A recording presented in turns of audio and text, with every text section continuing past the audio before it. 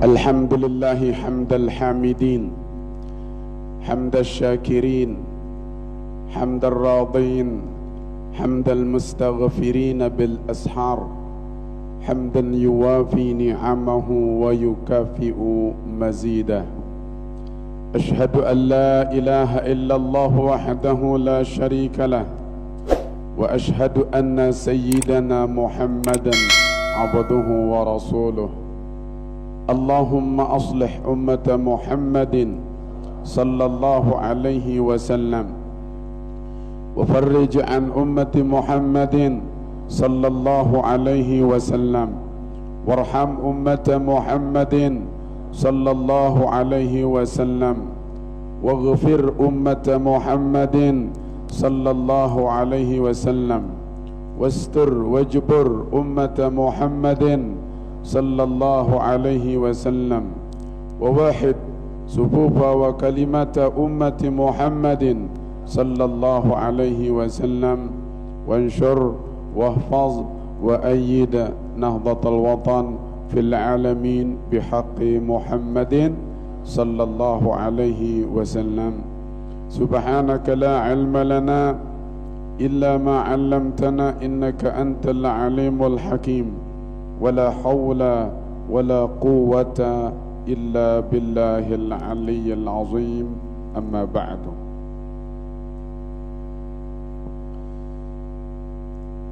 Tulab dan talibat Ma'ahad Darul Quran wal Hadith Asy-Syafi'iyah Nahdlatul Watan, Al-Majdiyah Asy-Syafi'iyah Nahdlatul Watan Anjani, yang saya sangat hormati, hargai, muliakan, serta doakan mudah-mudahan kita, kalian, kita semua mudah-mudahan dijadikan oleh Allah menjadi orang-orang yang menempati yang disebut dengan nama maqamut tabligh. Kedudukan menyampaikan, kedudukan Rasulullah sallallahu alaihi wasallam adalah untuk menyampaikan kebenaran dari Allah Subhanahu wa taala. Semoga semuanya sukses meraih segala impian dan cita-citanya, terutama memperoleh ilmu barakah untuk berjuang menegakkan kalimatullah di muka bumi ini lewat organisasi yang kita cintai, Nahdlatul Watan. Amin, amin ya rabbal alamin. Mungkin hari ini kalian terkejut, kenapa ada orang tiba-tiba datang turun dari langit. I think you are confused today because I am coming suddenly without informations before. Dekto arti nenda. Kemungkinan kalian terkejut, kenapa kok ini orang tiba-tiba muncul? Siapa yang suruh? Masya Allah, alhamdulillah. Kemarin saya diamanatkan oleh Syekhuna, yaitu Al-Alim Tuan Guru Haji Lalu Anas Hashri, untuk mengisi pagi hari ini walaupun hanya 20 minutes only, hanya 20 menit saja, mengingat Bapak Tuan Guru Haji Ihsan Safar, beliau ada kegiatan. Nah, untuk itu yang penting berisi. Tak ada rotan, akar pun jadi. Tak ada tulang, tak ada daging, tulang pun berdiri. Itulah jerangkong.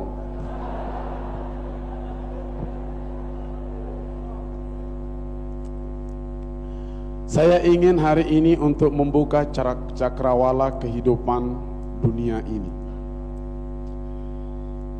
Allahu Akbar. Dunia ini perlu digarisbawahi bahwasanya semakin hari bertambah, semakin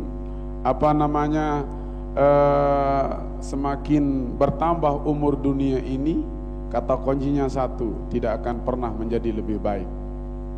Pasti dunia ini akan mendekati kehancuran. Pasti itu.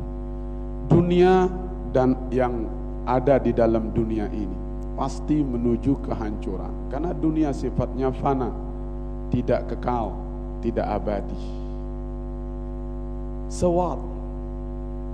Lalu apa yang harus kita lakukan tatkala dunia ini semakin hari semakin menuju ke kehancuran? Apa boleh kita mengikuti kehancuran? No, enggak boleh. Dulu tatkala Rasulullah sallallahu alaihi wasallam Isra, itu berjalan dari Masjidil Haram ke Masjidil Aqsa di malam hari.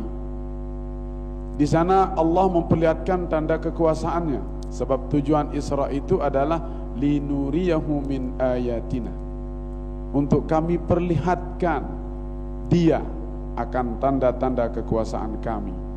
Salah satu yang diperlihatkan di sebuah perjalanan Rasulullah SAW di sebuah tempat, beliau tiba-tiba dipanggil oleh nenek-nenek. Nenek-nenek ya perempuan berarti, enggak kakek-kakek. Nenek-nenek, dunia ini diibaratkan perempuan nenek-nenek.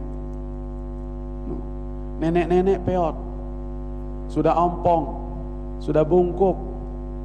Muhammad, Muhammad, sudah peot, sudah bungkuk. Namun ajaibnya perhiasannya Masya Allah penuh, berhias. Perhiasan yang ada di dalam, di perempuan tersebut penuh, dari ujung rambut sampai ujung kaki penuh perhiasannya. Nenek-nenek berhias, nenek-nenek. Kalau anak mahadah berhias, Masya Allah, saya nggak bisa berkedip. Wow.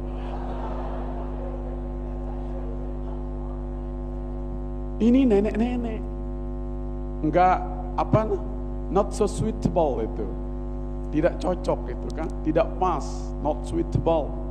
Itu perempuan nenek-nenek sudah peot, bungkuk, ompong, lekok, pesot, kisut, berhias. Siapa yang mau lirik coba? Ada misalnya sekarang datang nenek-nenek, Masya Allah, peot, Masya Allah, terus kurus, bungkuk, tiba-tiba goda anak mahat, mau nggak? Assalamualaikum, cucu, I love you.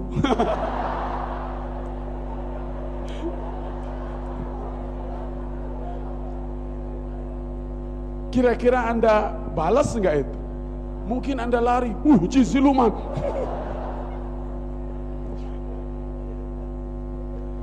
Tapi kalau anak mahadah, walaupun tanpa berhias, dia hanya berhias dengan air wuduknya tiap hari, Masya Allah. Allahu Akbar. Kahuril ain, bagaikan bidadari, the angel from the heaven, bidadari yang datang dari sorga.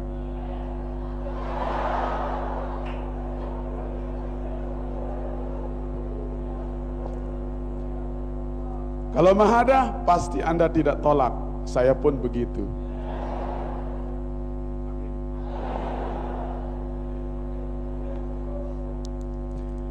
Akhirnya Rasulullah dipanggil oleh ini nenek. Muhammad, Muhammad, anzirni. Muhammad, tolong tengok saya. Itu kan. Tapi Nabi Muhammad tidak menengok, baik ke kiri ataupun ke kanan. Akhirnya beliau lanjut bertanya, ya Jibril, man hiya? Wahai Jibril, siapa dia? Siapa nenek-nenek yang manggil penuh dengan perhiasan tadi? Wahai Muhammad sallallahu alaihi wasallam, itulah gambaran tuanya dunia di zamannya Nabi. Itulah gambaran dunia. Dunia itu sudah tua, namun semakin tua semakin banyak godaan-godaannya, semakin banyak hiasan-hiasannya. Masya Allah, dulu waktu kami ma'had tidak ada motor, tidak ada HP. Sekarang Masya Allah, HP-nya Masya Allah tinggal ditiup saja. Masya Allah, banyak perhiasannya. Kalau dulu Masya Allah sarung kita kerut-kerut. Kenapa? Enggak ada setrika, Jadi setrikanya bantal saja, taruh di bawah bantal, selesai. Kalau sekarang, kalau nggak disetrika nggak sekolah, biar licin, supaya lalat pun kedesor. Masya Allah. Dulu masihlah belum terlalu banyak. Sekarang Masya Allah, kalau lihat kiri kanan muka belakang, luar biasa hiasan dunia. Kemana-mana Masya Allah, mata kita hampir keluar. Elor temerubuk.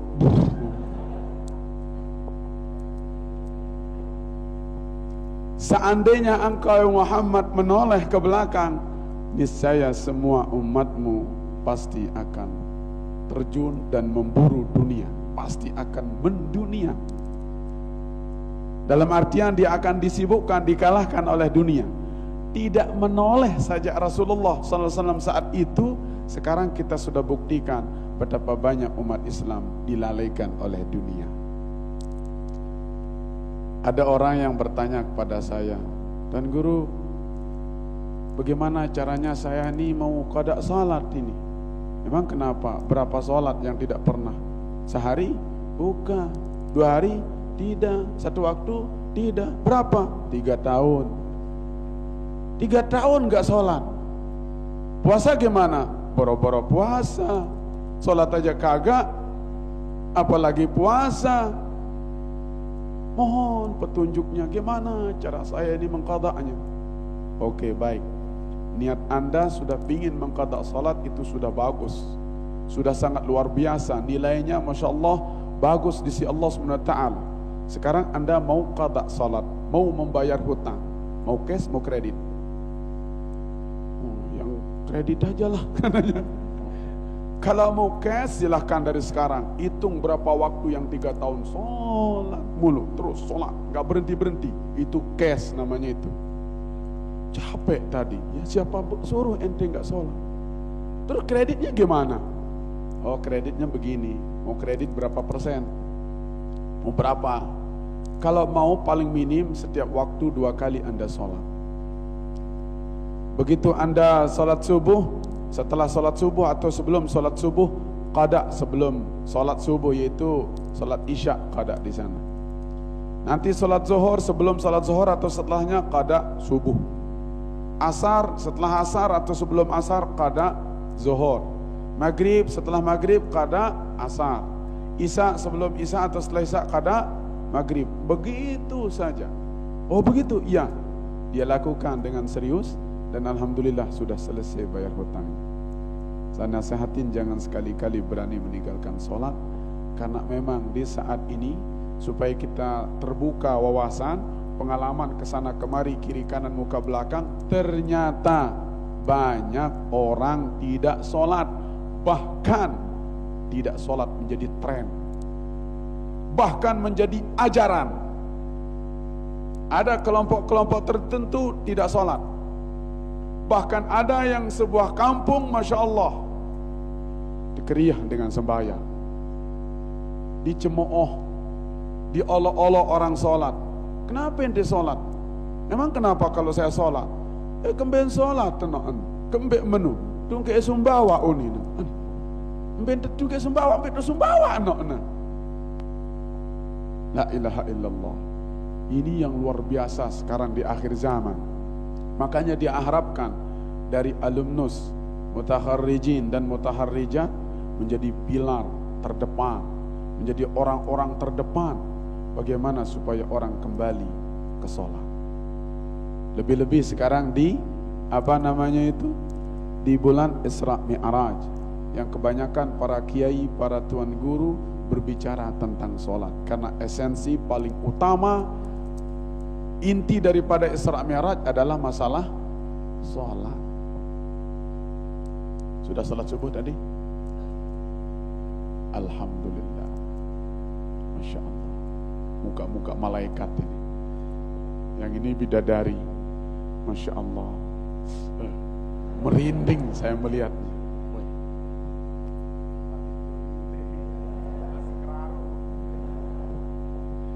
Masya Allah. Al-Imamul Ghazali kalau nggak salah Al-Imam Al-Ghazali menggambarkan salat itu as-salatu bimanzilatir ra'si 'alal jasad. Salat itu sama kedudukannya dengan kepala pada badan. Kepala. Ini kepala, badan. Apa artinya? Badan ini kalau nggak punya tangan masih bisa hidup. Karena ada orang hidup tanpa tangan, orang buntung namanya. Ada juga badan hidup tanpa kaki, banyak sekali. Nggak punya kaki tapi hidup, orang lumpuh. Ada lagi orang hidup Masya Allah tanpa mulut, orang bisu. Ada lagi orang hidup tanpa telinga, orang gedor.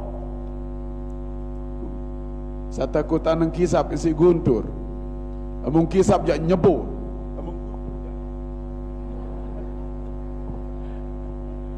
Dan takut. Tetapi tidak pernah bisa dijumpai badan ini bisa hidup tanpa kepala. Tidak ada di dunia ini manusia hidup tanpa kepala. Yuaraan, ya sinta kudang piran otak doang. Tu sela. Jingkongkang ada nanu aja. Jinoros beduk. Tidak ada manusia hidup tanpa kepala. Nah sekarang Islam ini punya ibarat satu tubuh. Kepalanya adalah sholat. Kalau kepalanya nggak ada, berarti agama seseorang itu menjadi mati. Bagaikan badan tanpa kepala mati. Kalau sudah mati, bangkai. Kalau sudah bangkai, bais, busuk. Kalau udah busuk, malaikat nggak berani dekat. Apalagi Allah Subhanahu Wa Taala. Pantaslah kelak di yaumil qiyamah orang-orang yang tidak sholat itu dikelompokkan, ditempatkan di tempat khusus kerangkeng dalam neraka namanya sakar. Ma salakakum fi saqar? Qalu lam nakum minal musallin. Wahai orang yang di neraka sakar ini, kenapa kamu masuk neraka sakar? Mereka menjawab, kami dulu tidak pernah sholat. Sementara kita kesana kemari di Lombok ini, kiri kanan muka belakang, ternyata Masya Allah kalau di sensus penduduknya ternyata banyak yang tidak sholat. Bahkan sudah ketatalan, sudah ada kebiasaan, bahkan jadi ajaran tidak sholat dengan dalih berbagai macam. Ada yang Masya Allah kenapa ente sholat, itu kan kulitnya doang, yang penting ini, kata ini. Apa tuh? Aten sepenting. Aten sepenting. Tentu penting nate lagu. Ndek sebaya. Lendo ngentia aja. Ida sa isi. Araan no isin si lendo. Tai doang de lendo.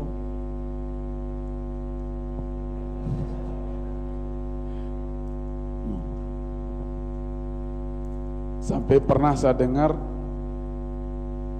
seorang kiai berpidato, barang siapa yang melakukan sebuah tarekat tanpa syariat seperti meninggalkan sholat, itu namanya tarekat tei.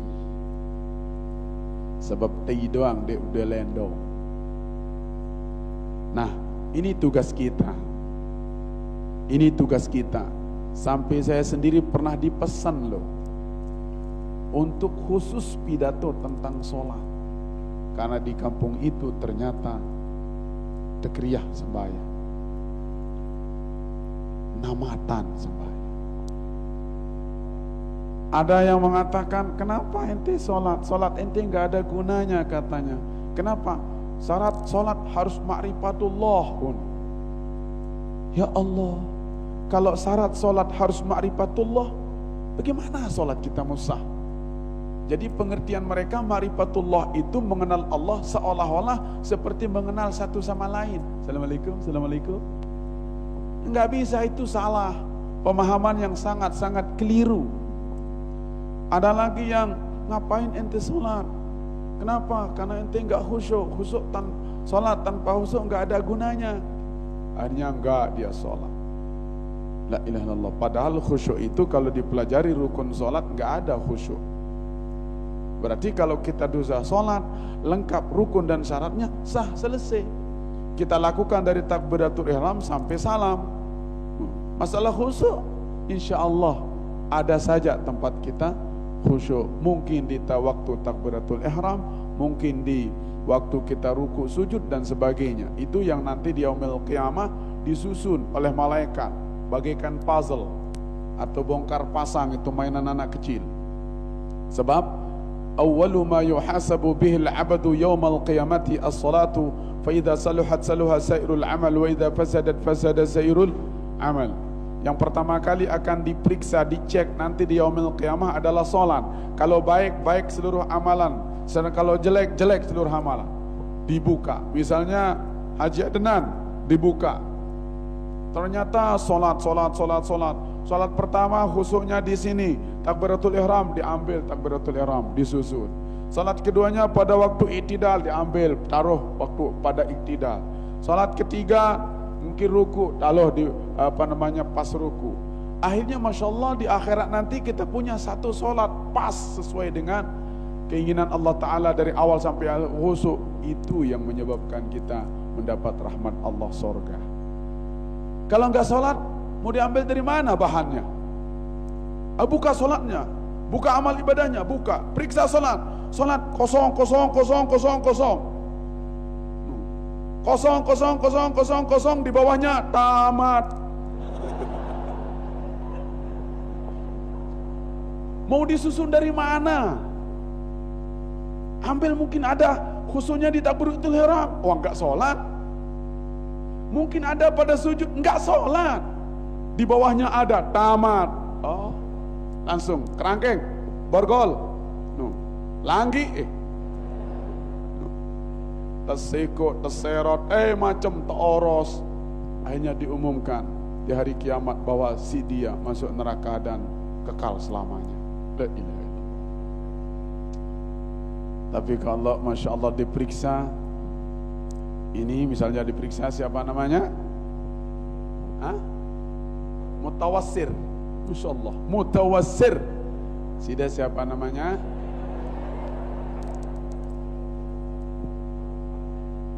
Siapa namanya?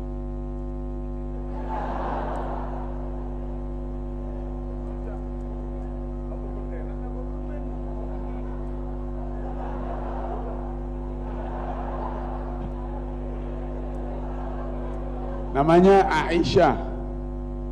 Siapa? Rasmita.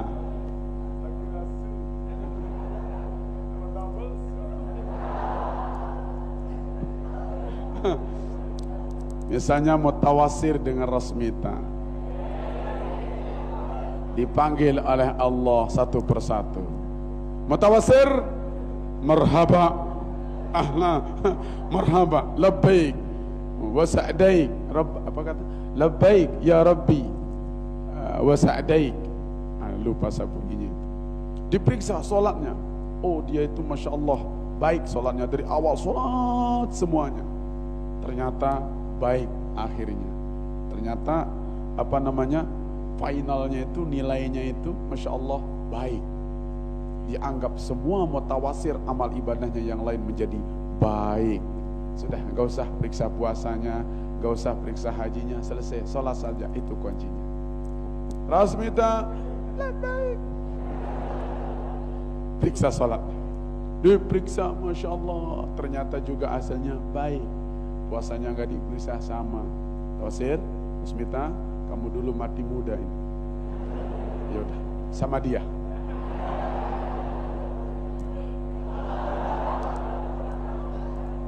Maha, iya. Wah.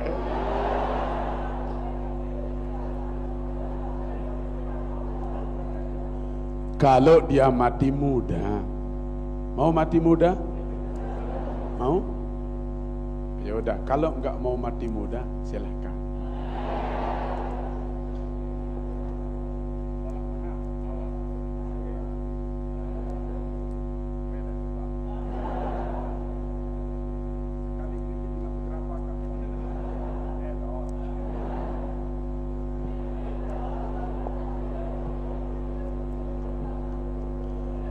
Itu. Jadi tugas kita nih sekarang. Jadi kita ditempa di ma'had, diberikan bekal ilmu pengetahuan, tidak ada lain tujuannya supaya kita menjadi suruj. Apa suruj? Lentera-lentera. Sirajun sirajani suruj. Nah, sebab digambarkan oleh Rasulullah mengatakan al-ulama'u surujud dunya wal akhirah. Ulama adalah lentera-lentera dunia dan lentera-lentera akhirat. Yang menerangi kehidupan orang di dunia ini para ulama. Juga nanti di akhirat yang menerangi kita adalah para ulama. Alhamdulillah kita punya guru yang Masya Allah tidak diragukan, bahkan diakui oleh ulama-ulama kaliber. Masya Allah, beliau adalah lentera, bukan saja di Lombok namun di Nusantara. Dan kelak di yaumil qiyamah pun mudah-mudahan, amin, kita berada di bawah lentera Maulana Syekh. Amin ya rabbal alamin. Al-ulama surujud dunya wal akhirah. Jadilah anda menjadi lentera-lentera. Maulana Syekh itu sumbernya, lentera terbesarnya. Nanti dari lentera ini orang ambil sinarnya satu-satu, dibawa ke kampung-kampung, ibarat lilin-lilin di sana-sana. Terus Masya Allah, terang benderanglah. Apa yang dilakukan? Rubah kondisi. Yang tadinya di musola, Masya Allah, orang jarang melaksanakan acara dan sebagainya, menjadi datang anak mahat menjadi syiar. Ada anak diniyah di sana belajar, ada TPQ, orang berbondong-bondong ke musola. Alhamdulillah, itu luar biasa. Itu lebih baik daripada anda jadi pejabat tapi nggak pernah ke musola. Masya Allah. Dan anda yang yakin anda akan pulang ke tempat masing-masing, tujuan awalnya begitu. Mahat itu Masya Allah, apa ya, kita bilang sangat-sangat sederhana. Namun kesederhanaan itulah yang membuat dia mulia. Sangat sederhana. Dari pakaian, Masya Allah, pakaiannya serba putih, bersilang, Masya Allah. Kemudian penampilan juga begitu, nggak pakai sepatu, bahkan sandal jepit. Bahkan kalau hilang sandalnya nyeker saja. Masya Allah. Mondoknya Masya Allah sederhana, mutawadhi' jiddan. Sederhana sekali. Namun di balik kesederhanaan itu tersimpan kesuksesan yang luar biasa. Amin, mudah-mudahan.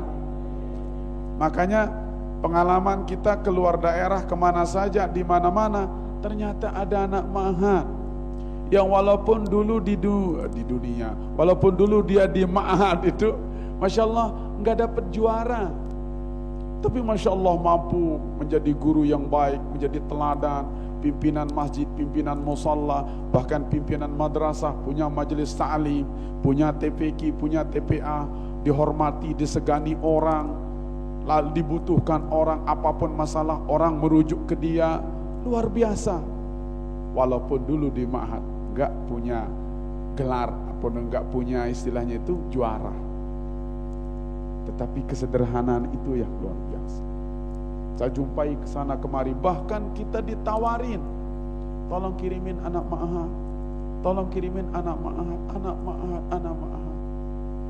Makanya kalau benar-benar anda masuk di ma'had ini dengan niat yang tulus dan ikhlas, saya yakin walaupun sedikit kita dapat, namun besar di kemudian hari. Apalagi besar anda dapat. Mudah-mudahan, amin. Baik ma'had ataupun ma'hadah sama. Yang paling baik Masya Allah seperti anjuran Maulana Syekh, ma'had dengan ma'hadah, hidup bersama dalam perjuangan.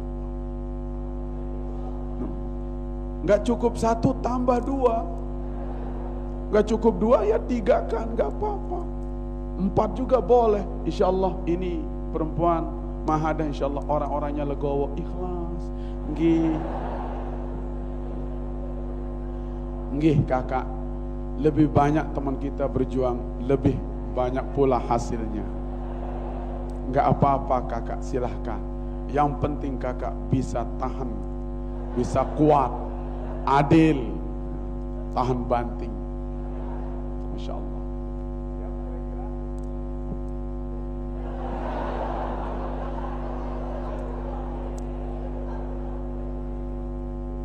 Siap? Alhamdulillah. Masya Allah. Siap berjuang? Siap berjuang? Siap? Siap? Takbir. Allahu Akbar. Kita akan berjuang. Berjuang bukan hanya dengan pedang, bukan hanya dengan tombak, bukan hanya dengan bedil, pistol dan sebagainya, tapi kita berjuang bagaimana mendekatkan orang, merapatkan orang, mendekatkan orang kepada Allah Subhanahu wa taala, kepada syariat baginda Rasulullah SAW, yang semakin hari banyak orang semakin jauh, semakin jauh, semakin jauh, akhirnya lupa. Kagak sholat, kagak puasa, kagak berzakat, apalagi haji, anti ngaji, anti kebaikan. Banyak itu. Banyak itu tugas kita, medan juang kita, medan dakwah kita. Mudah-mudahan kita sukses dalam berdakwah. Amin. Dan mudah-mudahan setiap hari kita selalu di jalan para ulama-ulama salihin, utamanya guru kita, yang Masya Allah tiap hari, tiap malam, pagi, siang, sore selalu hidupnya untuk dakwah lewat Nahdlatul Watan ini. Guruku adalah matahari, kata beliau. Guruku adalah matahari. Apa maknanya? Mungkin salah satu maknanya adalah beliau istiqomahnya seperti istiqomahnya matahari. Mau awan, mau hujan, mau gempa, mau gunung meletus, beliau tidak pernah terhalang untuk pergi mengajar. Terus ibarat matahari tidak pernah bosan terbit dari sebelah timur. Konsistennya luar biasa, istiqomahnya sangat luar biasa. Pagi, siang, sore. Mungkin Anda nggak pernah menyaksikannya. Kami dulu bagaimana Maulana Syekh, Masya Allah, luar biasa. Sampai kita ya tidak bisalah seperti itu. Ya kita hanya sekedar ngekor-ngekor lah dari belakang. Nah itu jadi tukang perame-rame, jadi tukang atur-atur sandal oleh tite aja. Lagu mudah-mudahan almar'u ma'a man ahab yaumal qiyamah. Seseorang itu akan bersama siapa yang ia idolakan dulu di dunia. Siapa idola Anda?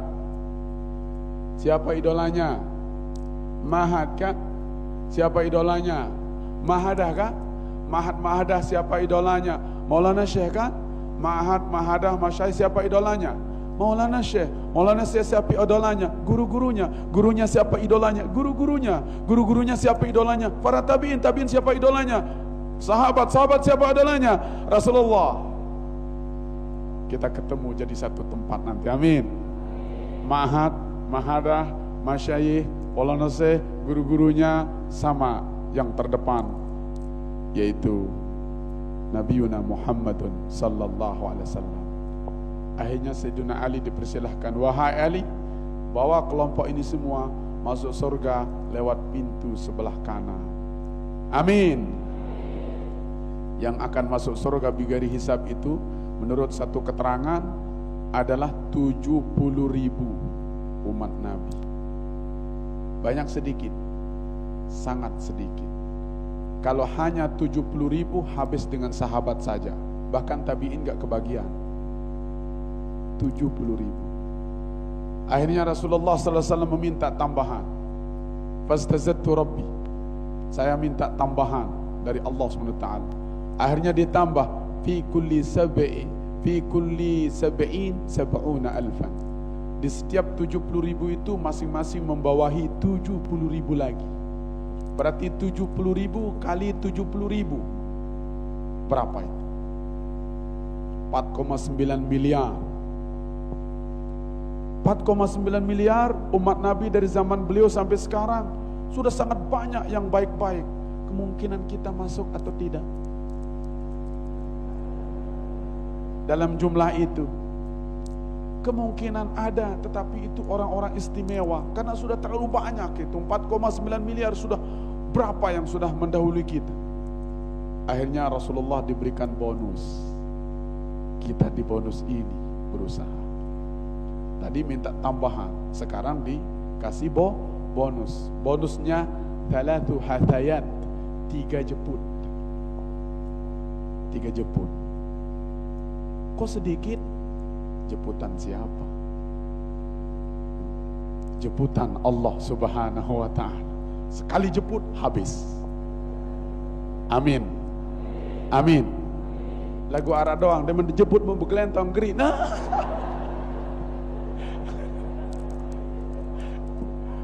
Masya Allah. Mudah-mudahan kullu ummati dakhalal jannata illa man aba. Setiap umatku pasti masuk surga kecuali yang tidak mau. Qila ya Rasulullah man ya'ba? Wahai Rasulullah, siapa yang tidak mau? Qala man ata'ani dakhalal jannah wa man asani faqad aba. Siapa yang taat kepadaku, maka dia yang masuk surga. Siapa yang maksiat tidak taat kepadaku, maka dia yang tidak mau. Cara kita mau taat kepada Rasulullah, bismillah, kita teruskan perjuangan beliau. Kita tegakkan syariatnya. Kita harus menjadi orang yang menjadi penegak, pejuang. Rasulullah SAW menjadi junudullah, junudu Rasulillah, menjadi tentara-tentara Allah dimanapun kita berada, sekalipun di tengah hutan. Amin. Siap? Siap? Pendamping kita insyaallah sudah ada. Alhamdulillah.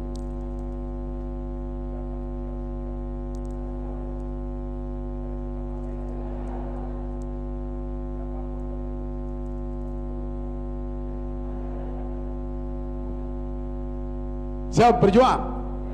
Siap? Oke. Kunu junudallah wa junuda rasulih.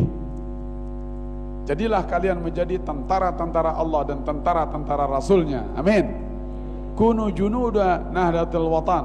Jadilah tentara-tentara Nahdlatul Watan yang siap berjuang dimanapun kita berada untuk i'la'i kalimatillahi hiyal ulya. Itu menegakkan kalimat Allah, itulah yang tertinggi, kalimat Allah. Mudah-mudahan amin ya rabbal alamin. Lebih daripada 20 menit, mohon maaf kalau kelebihan. Sekedar mengisi kekosongan, mudah-mudahan ada manfaatnya. Amin ya rabbal alamin. Dari saya cukup sekian, mudah-mudahan ada manfaatnya. Kurang lebihnya nunas, maaf bele-bele. Matur tampiasih. Akhirul kalam. Wassalamualaikum warahmatullahi wabarakatuh.